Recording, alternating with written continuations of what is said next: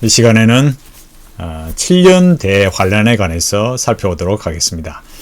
이제 많은 이 목회자들이나 또 성도들이 세대주의 종말론에 오염이 되어서 이 말세에는 7년 대환란이 있을 것이다, 이렇게 말하고 있습니다. 많은 이 종말론 주의자들, 또 그릇된 이 성경 해석에 휘말려서 많은 이 교회 사회의 문제를 일으키고 또 성도들을 미혹하고 어그러진 길로 가게 한 그 중요한 것들 중에 하나가 바로 7년 대환란입니다. 이게 과연 성경에서 어떻게 말하고 있느냐, 이걸 살펴보도록 하겠습니다.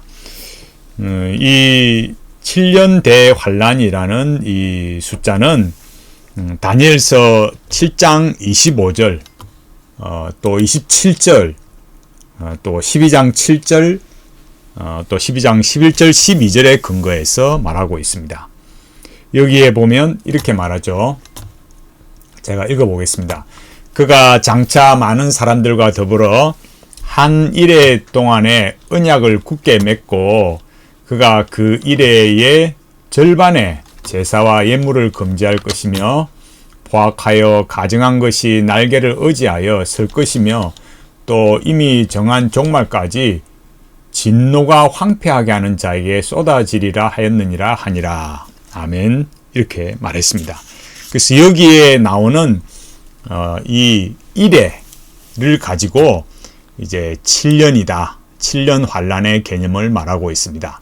먼저 알아야 될 것은 우리가 이 기독교인들이 이렇게 요한계시록을 볼 때 그럼 7년 대환란 이런 거는 나중에 제가 말씀드리겠지만 결론적으로 말하면 종말론적인 기간이다. 다시 말해서 예수님의 초림과 예수님이 처음 오셨을 때, 그리고 예수님의 재림 다시 오실 때, 예수님의 초림과 재림 사이에 많은 환란들이 있을 것인데, 또 고난과 핍박과 순교도 있을 것인데, 그런 기간 동안 그걸 이제 예수님의 이제 마지막 재림이니까 우리가 그 초림으로부터 재림까지를 이렇게 크게 봐서 말할 때 종말론적 기간이다, 이렇게 말하거든요. 그러니까 종말이 반드시 저 예수님께서 마지막에 딱 오실 그때만 종말이 아니라 예수님의 초림부터 저 재림의 그 시기까지 이 종말에 다 해당한다 이거예요. 그러니까 이 종말론적인 기간, 그때에 많은 고난과 환란이 있을 것인데 그 총체적인 그 시간들을 그 환란의 그 종말론적인 기간이다. 거기에는 이 고난이라는 특징이 있다, 환란이라는 특징이 있다라는 걸 말하는 거예요. 근데 이제 이런 부분들을 말할 때 그럼 환란이라는 거 성경에 보면 요한계시록 보면 나오잖아요. 그러니까 여기에 보면은 나오는 것들이 이제 세 가지 심판 시리즈가 있잖아요. 그러니까 7인, 7나팔, 7대접 심판이 있잖아요. 이거는 이 각각의 것을 말하는 게 아니라 그 종말의 기간에 일어나는 그 심판의 그 환란의 이 재앙의 그런 여러 모습들을 세 관점으로 보여주는 거죠. 더 클로즈업해서 보여주고 더 다른 각도에서 말해주는 거거든요. 그러면 환란이라는 건 뭐냐면은 그 마지막 그 세대주의자들이 말한 것처럼 어느 한 특정한 기간, 다시 말해서 7년 대환란이라는 그때만 딱 환란이 일어나는 게 아니라 예수 그리스도께서 초림하신 그때부터 재림하실 그때까지 다 환란의 기간이다 이거예요. 그런 것들을 그래서 종말론적인 기간이다. 거기에는 예수 그리스도를 믿는 성도들이 환란과 고난을 받는다, 그런 특징을 가진다라는 거예요. 이제 그런 점들을 우리가 분명히 알아야 되겠습니다. 그리고 이제 그런 세대주의자들이 말하는 그 내용에 문제가 뭘까? 그러니까 그 환란을 말할 때 여기 계시록에 또 우리가 와서 보면 계시록 11장에 그죠? 계시록 11장 2절 또 13장 5절 또 11장 3절 12장 6절 또 이런 것들을 보면 여기에 나오는 이 날짜들이 또 중요한 의미가 있어요. 여기에 날짜들을 보면 그러니까 11장 3절에는 1260일 또 12장 6절 11장 2절에 보면 또 42달 13장 5절에 42달 12장 4절에는 한때와 두때와 반때 이렇게 나옵니다. 그러면 잘 보세요. 아까 앞에 말했던 것처럼 다니엘서 9장 27절에 일해가 나왔으니까 여기는 그 일해인데 한 일해라 이렇게 말하기도 하는데 일해는 며칠입니까? 7년이잖아요. 그러니까 하루하루를 7년 환란으로 세대주의자들은 보는 거죠. 그렇게 되면 여기에 나오는 계시록 이 11장 3절에 나오는 거 1260일은 어떻게 될까요? 그러니까 여기 다니엘 9장 27절에서 한 일해, 그 일해가 7일이 7년이니까 계시록 11장 3절에 1260일은 어떻게 되겠어요? 그러면 1260년이 되잖아요. 그러니까 합리적으로 그 세대주의자들이 다니엘 9장 27절을 해석하는 것처럼 계시록 11장 3절을 해석하면 문자적으로 보니까 그럼 똑같이 1260년으로 이렇게 말해야 되잖아요. 그러면은 7년 환란이 7년이라는 이렇게 주장하는 이렇게 말하는 사람들이 이 1260일에 대해서 더 다른 말을 못하고 이거는 그러면 왜 1260일이 아니고 1260년으로 해석을 안 하고 왜 1260일이고 왜 그냥 3년 반이라 하느냐. 그러니까 7년 대환란 기간이 어때요? 앞에 3년 반, 뒤에 3년 반, 전 3년 반, 후 3년 반 말하니까 7년 대환란으로 말하면 후 3년 반이 더 지독한 환란이 될 것이다. 이렇게 말하잖아요. 그렇게 되면 이 여기 계시록 11장 3절에서 말하는 1260일이 그게 날짜로만 아니고 이 세대주의 관점에 7년 환란이라는 말을 그대로 적용하면 1260일이 1260년이 돼야 되는데 그냥 3년 반이다. 그 얘기만 하는 거예요. 그러니까 이 해석에 일관성이 없다 이 말이에요.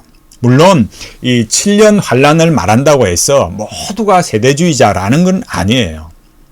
뭐 이렇게 신학적인 이 흐름을 말하자면 여러 이런 이 7년 대환란 이런 것들 말하는 이 부류들이 있기 때문에 반드시는 아니지만 반드시 세대주의자는 아니지만 오늘날에는 대부분이 이 7년 대환란을 말합니다. 그러나 다니엘 9장 27절이나 계시록 11장 3절을 보면 7년 대환란을 이렇게 일관되게 해석하지 않고 있다. 그러니까 제가 첫 번째 말씀드리는 게 그거예요. 처음 그 이전에 제가 말씀드린 건 뭡니까? 환란은 예수님의 초림으로부터 예수님의 재림 때까지 모든 주의 교회와 성도들이 받는 그런 신앙으로 인한 어려움과 고난과 핍박과 환란의 내용들을 말한다. 그게 종말론적인 시간이다. 그리고 7년 대환란이란 말은 잘못되었다. 왜? 해석에 일관성이 없으니까 세대주의자들이 말하는 것처럼 다니엘 9장 27절이나 거기 9장 27절에서 그 일해라는 게 7일을 7년으로 해석했으면 요한계시록 11장 3절에 1260일도 1260년이라 해야 되는데 1260년이라 하지 않고 그게 그냥 3년 반이다. 이렇게 말한다라는 거예요. 그러니까 합리적으로 정확하게 앞에도 그런 관점으로 이렇게 나를 해석을 했으면 또 계시록에도 똑같이 해석해야 되는데 그렇게 안 하더라. 해석에 오류가 있다. 안 맞다라는 거예요. 그러니까 이런 문제들을 가지고 있다라는 거예요. 자, 제가 여기 뭐 주석을 다른 걸 많이 가져올 수 있지만은 세대주의 비판한 책 중에 요즘 이거는 이제 품절이 됐어요. 품절이 된 이 세대주의 이해라는 책이 있습니다. 이 책을 이렇게 전에 이 중고 서적에서 주문을 했는데, 여기에 보이스레스가 이 언약 신학을 비판한 세대주의자 찰스 파인버거를 인용하면서 이 언약 신학과 세대주의의 차이점이 뭐냐 이런 걸 말하고 있어요. 그러니까 언약 신학자는 역사의 목표를 영원 상태에서 찾지만, 세대주의자들은 그것을 지상의 천년왕국 수립에서 찾는다, 이렇게 말하고 있어요. 이게 보면 굉장히 아이러니하거든요. 그 아이러니한 게 뭔가, 여러분 잘 보시면 이 세대주의자들이 막 7년 대환란을 말하면서, 그죠? 참 아이러니한 면이 있는 거예요. 만약에 진짜 7년 대환란을 바라보고 휴고될 것이다, 이렇게 말하면 어떻습니까? 이 땅에 수십억을 빚을 내서 교회를 지어야 될 이유가 있을까요? 어느 교회나 빚을 내어서 교회를 지을 수가 있어요. 제가 교회 짓는다는 게 잘못됐다 이런 말이 아니에요. 7년 대환란을 말하고 우리는 환란 받지 않고 휴고될 거다, 이렇게 말하면서, 그렇게 말하는 정작 그 목사, 그 교회는 어떻습니까? 수십억의 대출을 내서 그 헌금을, 교회의 그 헌금을 또 다시 이렇게 해서 그 빚을 갚아가는 거예요. 휴고될 거라면서, 환란 기간이라 하라면서. 이건 앞뒤가 안 맞잖아요. 또 이렇게 말하면 그게 언제일지 모르니까 우리가 복음을 전하기 위해서 그래 해야 된다라고 말할지 모르겠지만, 그건 굉장히 궁색한 변명이죠. 천국 갈 건데, 휴고 받을 건데 말라고 그런 게 필요 있어요. 그러니까 근본적으로 이 개혁신학, 언약신학과 세대주의의 근본적인 차이점이 뭐냐 이런 거예요. 그러니까 언약신학은 이 역사의 목표가 저 영원한 상태, 천국에 있고, 이 세대주의는 지상의 천년왕국에서 찾는 거예요. 그러니까 언약신학은 그러면 그때까지 뭐냐면 이렇게 말합니다. 언약신학은 현재의 역사가 선과 악의 계속적인 투쟁으로 이어지다가 영원 상태가 시작되면서 종식되는 것으로 보는데, 이렇게 보는 거예요. 그러니까 앞서 말했지 않습니까? 처음 예수님께서 오셨을 때, 초림 때, 그때부터 저 마지막 예수님이 재림하실 그때까지 성도는 어떻습니까? 계속해서 믿음의 싸움을 해야 되는 거죠. 이 신앙의 싸움을 해야 되는 거예요. 이거를 중요하게 봐야 되는 거죠. 그러니까 7년 대환란이란 말은 세대주의자들이 이 다니엘서에 근거한 그런 자기들의 해석의 오류다라는 것들을 알 수가 있어요.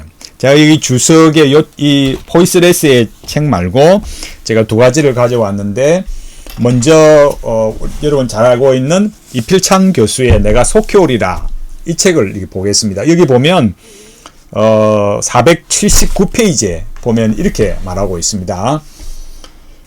요한은 이 두 본문을 교회 공동체의 종말적 고난의 정황을 기록하는 계시록 11장 1절 이전의 말씀에 사용한다. 그리고 2장 중반에서 이방인들에 의해 성전 밖 마당은 42달 동안 짓밟힘을 당한다고 기록한다. 물론 42달은 문자적 의미보다는 상징적 의미로 이해해야 하며, 그 배경은 구약 본문 다니엘 7장 25절, 9장 27절, 12장 7절, 11절, 12절이다. 이 다니엘서는 한때, 두때, 반때라고 표현하는데, 이것은 3년 반의 기간으로 결국 계시록의 42달과 동일한 기간이다. 앞에 1260을 말했잖아요.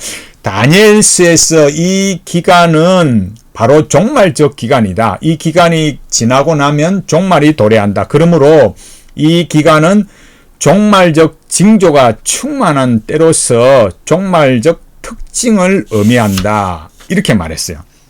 그러니까 이필찬 교수님이 뭐라고 말하고 있습니까? 분명히 이필찬 교수님도 말씀하듯이 이 다니엘서 말하는 한때, 두때, 반때, 그리고 이 요한계시록에 말하는 42달, 3년 반, 그런 기간이 말하는 것이 뭐냐?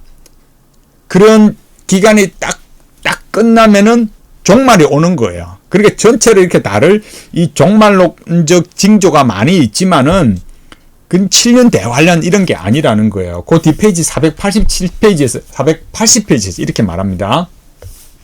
그 앞에 밑에부터 읽어볼까요? 그렇다면 479페이지 밑에 그렇다면 교회 공동체가 지상에 존재하여 고난받는 기간은 언제부터 언제까지 지속되는가? 그것은 바로 초림과 재림 사이의 기간이다. 이렇게 말해요. 명확하잖아요. 이 세대주의에 너무 오염이 되어 있으니까 너무 엉터리로 가르치는 거예요. 이게 좀 분명해져야 되는 거예요. 교회 공동체는 이 기간 동안 이 세상에서 외부적인 고난을 겪게 된다. 교회 공동체가 존재하는 초림과 재림 사이의 기간이야말로 종말적 기간으로 고난으로 충만한 기간이다. 이러한 특징이 다니엘서에서 말하는 3년 반이라는 기간의 특성과 일치한다. 이 기간은 요한계시록 내에서 42달 혹은 3년 반 혹은 1260일 또는 한때, 두때, 반때라는 표현으로 11장 3절에서 한 번 더 등장하고 12장 6절과 12장 14절 그리고 13장 5절, 6절에서 사용된다. 이렇게 말하고 있어요. 이필찬 교수님 정확하게 잘 말씀하고 있죠. 뭐라고 했습니까? 교회 공동체가 여기 이 479페이지 말했듯이 이 지상에서 존재하고 그 고난을 받는 기간이 뭐냐? 저 세대주의자들이 말하는 것처럼 7년 반 대환란 이런 거 아니라는 거예요. 그럼 뭐라고 했습니까? 초림과 재림 사이에 받는 그 고난을 받는 그 기간이다. 그걸 교수님 말했듯이 뭐라고요? 종말론적 기간이다. 그 기간이 끝나면 예수님이 재림하신다라는 거예요. 그거를 이 종말론적 기간을 그러니까 교회가 지상의 교회가 이 믿음으로 인해서 고난과 환난을 받는 기간을 뭘로 본다고요? 표현을 할 때 42달, 3년 반, 1260일, 한때, 두때, 반때 그렇게 표현을 했다라는 거예요. 이렇게 정확하게 이해해야 됩니다. 밑에 제가 좀 더 읽어보겠습니다. 다니엘에서는 이 기간을 한때, 두때, 반때라고 하여 3년 반의 기간으로 표현한다. 이렇게 말하면서 비록 이 기간과 계시록 12장 2절의 42달이 결국에는 같은 기간이지만 왜 다르게 표현했는가? 이걸 말하면서 설명을 하면서 여기에 보면 그런 배경들이 엘리야가 그 보엘세바에서 호렙산까지 여행한 여정, 또 42년간 이스라엘의 광야 생활, 또 이런 그 교회 공동체의 과거 역사에서 교회사에서 그런 영적인 공격을 받은 거 이런 것들이 아마 이 계시록에 적용이 되었을 거다. 그러니까 이 다니엘서에도 그런 관점이 적용되었을 거다라는 거예요. 그리고 여기 앞에 나오는 11장 3절에 앞에 나오는 1절 2절의 성전이나 거룩한 도시 이런 거 뭐냐면 하나님의 백성, 교회 공동체다 이거예요. 그러니까 결론적으로 말하려고 하는 거. 그러니까 이런 그 계시록 11장 1절 3절에서 무엇을 말하려고 하느냐라는 거예요. 그건 뭐냐면 이렇게 말합니다. 결론적으로 11장 1절 2절에서 성전으로 교회 공동체는 내적으로는 하나님의 보호와 안전함이 있지만 외적으로는 이방인에 의해 짓밟히는 고난과 고통의 이중적 모습을 가지게 된다라는 거예요. 그러니까 하나님께서 보호하시지만 누구를요? 교회와 성도들을 보호하시지만 또 외적인 면에 있어서는 이방인들에 의해서 짓밟히는 고난과 고통을 받는 그런 이중적인 모습을 말하는 거예요. 그거를 말해주는 것이 이 세 번째 삽입구. 그러니까 이 새 심판 시리즈에 보면서 이 삽입구가 나오는데 이 세 번째가 뭐냐면은 두 증인 이야기예요. 그러니까 두 증인 이야기는 뭐냐? 앞에 말한 것처럼 그렇게 환란이 계속되는데도 교회는 복음을 전거해야 된다라는 걸 말하는 거예요. 그래서 여기 482페이지 이렇게 말해요.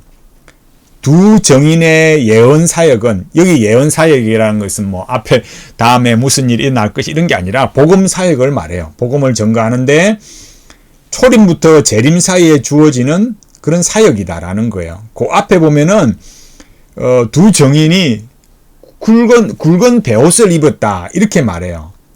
그러니까 굵은 베옷을 입었다라는 게 뭐냐면은 이 두 증인의 이 교회의 사역이 뭐냐면은 핵심이 복음을 전하고 회개하고 돌이키게 하고, 그러니까 예수님을 믿게 하는 거다라는 거죠. 그러니까 베옷은 전통적으로 애통하고 회개하는 것을, 하나님께 돌이키는 것을 말하거든요. 요엘 1장 8절, 아모스 8장 10절, 요나서 3장 5절 9절.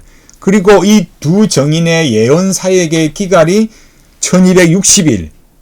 그리고 이 1260일은 앞에 1, 2절에서 뭐라고요? 성전 밖 마당이 이방인에 의해서 짓밟히는 당하는 기간으로 42달과 동일한 기간이다. 그러니까 두 증인과 여기 말하는 뭐예요? 성전 혹은 성전 바깥 마당에 그런 짓밟히는 그런 기간과 두 증인이 1260일 동안 복음을 전하는 것, 그 고난과 핍박을 받으면서도 환난 속에서도 복음을 전하는 그 기간과 겹쳐진다라는 거예요. 그러니까 한쪽은 이면을 보고 말하고 또 한쪽은 이면을 보고 말해준다. 그걸 알 수 있는 거죠. 그러니까 이 이필찬 교수님의 이 요한계시록 주석을 보면 그런 부분을 우리가 정확하게 알 수 있다라는 거예요. 그 다음에 제가 이 책은 좀 두껍지만 여기 보면 이제 그레고리 K 빌의 여기 주석을 보면 여기 요한계시록 상권 여기 보면은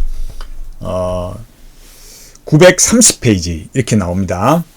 이렇게 말합니다. 이게 42달이라는 수는 문자적인 수가 아니라 다니엘이 반복해서 예언한 환란의 종말론적 기간을 가리키는 비유다. 유대교 문헌들에는 다니엘서의 세대 반이란 기간이 다양한 방식으로 이해된다. 예를 들어서 신자들이 겪는 환란의 총체적인 기간, 이스라엘이 바벨론 포로와 연결된 기간, 또는 이스라엘 최후의 구속 이전에 반드시 지나갈 기간 등으로 이렇게 말해요. 그러니까 유대의 문헌에도 그렇다라는 거예요. 다니엘서가 가지고 있는 그런 종말론적 기간이라는 뜻도 그렇지 하거니와 또 유대교 문헌을 봐도 어떤 특정하게 여기부터 여기까지 몇 년부터 몇 년까지 딱 정해진 기간을 말하는 게 아니더라는 거예요. 그런 내용은 뭐다? 하나님의 백성들이 겪는 환란의 총체적인 기간을 말할 때 42달이라고 말하더라라는 거예요. 그러니까 세대주의자들이 말하는 7년 대환란이라는 것은 없다라는 거예요. 잘못 성경을 해석하고 있다라는 거예요. 여기에 보면은 요 오른쪽 페이지 거기에 대해서 이제 또 말하면서 이런 압제 기간에 대한 약간의 차이들에 대해서, 그러니까 왜 1260일이라고 또 3년 반이라고 이런 표현들의 차이에 대해서는 여러 가지 이제 이견들이 있지만은 여기에서 중요한 것은 앞에서 이필찬 교수님이 말한 것처럼 932페이지 똑같은 내용을 말해요. 그러니까 세때 받은 성도들의 운명에 대해 두 가지 관점을 제시한다. 성도들은 환란을 받지만 영적인 해로부터 궁극적으로는 보호를 받는다. 공동체로서 그들의 존재는 재림까지 보장되기에 성도들은 정언하라는 그들의 공동체적 소명을 이룰 수 있다. 그러니까 한쪽에서는 그렇게 하나님의 보호하심이 있고 또 한쪽에서는 이방인들로부터 그런 복음의 정인을 하기 때문에 고통을 당한다라는 거예요. 그래서 이 계시록에 가리키는 이런 전체 기간이 비유적으로 3년 반을 말하기는 해도 그런 내용은 뭐냐? 교회가 그 마지막 종말의 기간에 발생하는 혹독한 박해를 가리킨다. 여기 933페이지에 이렇게 말하고 있어요. 제가 좀 읽어보겠습니다. 문자적인 3년 반이나 문자적인 환란 기간의 후반부는 염두에 두지 않는 것이 된다. 이런 관점에서 비유적인 기간은 시간이 아니라 다니엘서에서 가르치고 있는 박해의 심각성을 강조한다. 교회의 환란이 얼마나 지속되는지와 상관없이 그 기간은 박해의 심각성의 관점에서 두 국면으로 나뉠 수 있다. 요한계시록에 암시된 다니엘서의 3년 반의 기간이 무엇을 가리키는지 관계없이 문제의 핵심은 이것이다. 핵심이 뭐냐라고 하면 교회가 세상과 평화로운 관계에 있는 시간은 존재하지 않는다라는 것이다. 그 시간이 교회가 정언하는 중이든지 정언이 끝날 때이든지 간의 말이다. 이렇게 말했어요. 그러면서 이렇게 말합니다. 계시록 12장 5절 6절은 3년 반이라는 기간이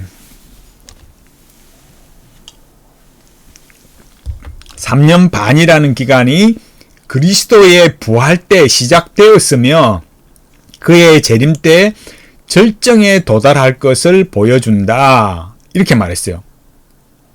그러니까 3년 반이라는 그 기간이 어떻다고요? 이미 그리스도의 부활 때 시작되었다라는 거예요. 제가 여기 계시록 여기 볼까요? 계시록 말씀 제가 미리 안 펴놨어. 근데 계시록 12장 5절 6절 읽어보면 이렇잖아요. 여자가 아이를 낳으니 이는 장차 철장으로 만국을 다스릴 남자라. 그 아이를 하나님 앞과 그 보좌 앞으로 올려가더라. 그 여자가 광야로 도망하며 거기서 1260일 동안 저를 양육하기 위해 하나님의 예비하신 곳이 있더라. 이렇게 말했어요. 그러니까 하나님의 그 아들로 오신 메시아 예수 그리스도, 그죠? 그 예수 그리스도의 오심, 또 교회를 보호하심, 이런 걸 말하잖아요.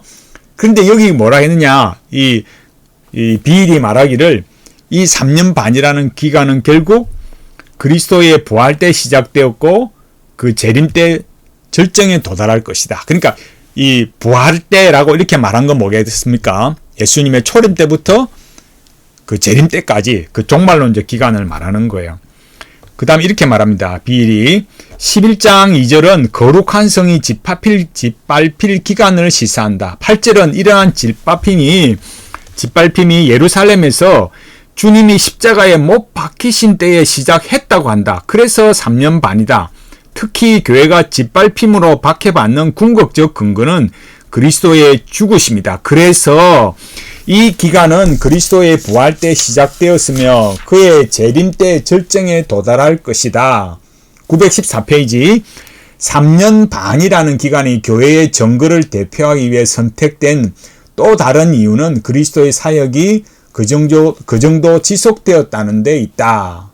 다시 한번 정인들은 유일한 정인이신 그리스도와 동일시된다. 이렇게 말했어요. 그러니까 그리스도께서 그렇게 고난을 받으셨던 것처럼 교회도 성도들도 복음을 전하는 일에 그렇게 기뻐하고 또 환난 속에서도 감당해 가야 된다. 이걸 말하고 있다라는 거예요. 그래서 세대주의자들이 말하는 것처럼 7년 대환란이라고 그들이 말하는 그런 것에 미혹되지 말라는 거예요. 왜? 성경을 잘못 해석했기 때문에. 그러니까 세대주의자들이 말하는 7년 대환란은 없다. 환란은 언제부터요? 예수님이 초림을 오실 때부터 그리고 재림 때까지 뭐예요? 계속해서 있는 거예요. 그러나 하나님께서 교회와 성도들을 보호해 주시지만 또 성전 밖에서는 그러니까 이 또 그 외적인 면에서는 어떻습니까? 또 계속해서 이런 핍박이 있다라는 거예요. 그럼 뭐겠습니까? 제가 뭐라 했어요? 휴거는 없다고요. 우리는 이렇게 환난받지 않고 휴거 받는다 이렇게 말하니까 그 세대주의자들이 어떻습니까? 카타르시스 작용을 일으킨다고. 해방감. 그러면서도 사실은 뭐하고 있다고요? 그런 사람들이 막 빚을 내가지고 수십억의 빚을 내가지고 교회를 짓고 헌금하게 만들고. 여러분 가만히 보면 결국 어떻습니까? 더 내 주머니 돈 털어가고 있다고요. 잘 보십시오. 세대주의자들이 그렇게 말하는 대로 하자면 어떻습니까? 삶을 진지하게 살아갈 수 없는 거예요. 왜? 휴거 될 거니까. 뭐 하려고 왜 터지게 복음 전하고 왜 터지게 삶을 살아가고 그렇게 하겠어요? 그냥 막 주여 3창 부르고 7창 부르고 그냥 열심히 그냥 주여 언제 오시렵니까 하다가 그냥 천국 간다 이거예요. 물론 이렇게 말하면 또 너무 극단으로 갑니다. 그렇게 하지만은 사람들이 잘 하는 걸 보시라니까요. 진짜 휴거 받을 거다. 천국에 소망을 간다. 그러면서 그렇게 있다면은 왜 그렇게 수십억의 빚을 내서 교회를 지을 필요가 뭐가 있습니까? 분명하잖아요. 속지 마십시오. 우리는요. 예수 믿은 이후로 계속해서 환난을 당하고 있습니다. 환난을 겪고 있습니다. 우리가 다 잘합니까? 아니에요. 실패하고 죄를 지을 때도 있고 우리가 참 낙심하고 우리 인생에 말할 수 없는 상처와 고통과 어려움을 겪기도 해서 우리가 이해하지 못하는 어려움을 겪으니까 주님 참 이게 뭔가요? 이 답이 없는 인생을 살아갈 때도 있잖아요. 또 하나님의 은혜를 구하고 또 실패하고 죄 지었을 때 회개하고 하나님의 은혜를 구하고 저 영원한 천국을 보고 가잖아요. 그러니까 마라나타 외치는 거죠. 하나님 이 고생 안 하고 휴거 언제 받나요? 이런 게 아니라니까요. 그러니까 세대주의자들이 말하는 그런 잘못된 종말론, 세대주의 7년 대환란설 그런 것에 빠지지 말고 오늘 하나님이 나에게 준 이 자리, 가정과 직장과 삶에서 하나님의 언약에 그 언약의 트랙을 신실하게 달려가야 되고 하나님의 예수 그리스도의 그 십자가의 구원과 그 언약 안에서 참되고 영원한 의미와 통일성을 공급받으면서 열심히 언약의 트랙을 달려가야 됩니다. 누가 우리를 뭐라 해도 내가 가야 할 길을 끝까지 가야 되고 내가 항상 잘하는 건 아니지만 또 하나님을 의지하고 우리 주님이 그렇게 고난을 당하시고 핍박을 겪으시고 십자가에 피 흘려 죽으심으로 그렇게 사명을 이루고 가셨듯이 우리도 어떻습니까? 두 정인의 사역을 감당해 가야 된다는 거예요. 거기에 환란이 있다라는 거예요. 그러나 환란만 있는 게 아니고 뭐가 있다? 하나님께서 보호하신다. 우리 믿음을 지켜주시고 이기고 가게 하신다라는 거예요. 그래서 장차 영원한 천국을 우리에게 주시려고 예수님 재림하시는 거죠. 그러니까 엉뚱한 종말론에 휩쓸리지 마라. 이걸 분명하게 하고 하나님의 말씀에 바르게 붙들려서 오늘 하나님이 내게 맡기신 사명, 가정과 직장과 삶이 내가 해야 할 일이 무엇인가 열심히 하나님 앞에 감당하면서 나중에 아버지께서 우리를 보실 때 잘하였도다. 착하고 충성된 종아, 내가 너에게 더 많은 것을 맡기리라. 아멘. 이렇게 하나님 앞에 참 영광스럽게 가는 우리 모두가 되고 하나님의 그런 인정하심과 복주심과 영원 복락의 그 은혜를 누리도록 지금 이 자리에서 언제 휴거 받나 이게 아니라 지금 이 자리에서 믿음의 싸움을 경주하고 달려가서 사도 바울이 말했던 것처럼 그 모든 주를 믿는 자에게 주실 그 생명의 면류관, 그 하늘의 소망, 그 영광, 그걸 바라보고 끝까지 달려가는 우리 모두가 되기를 간절히 바라겠습니다.